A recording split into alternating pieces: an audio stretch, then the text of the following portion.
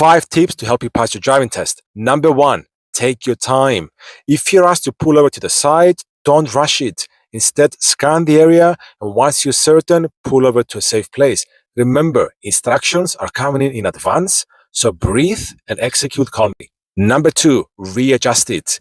So if let's say you're reversing and you're too close to the curb or you're not positioned correctly, then it's okay to drive forward and try again.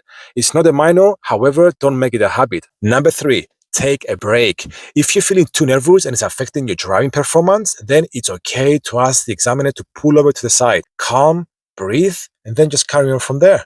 Number 4, confirm it. When the examiner asks you to turn somewhere and you're not quite sure which turn it is, then just repeat the instruction. If you're going off route and you've turned somewhere else, as long as you've done it in the correct and safe way, that's still okay. No harm done. The examiner is going to help you to come back to the correct route and you carry on from there. And number 5, don't trust the sat-nav blindly.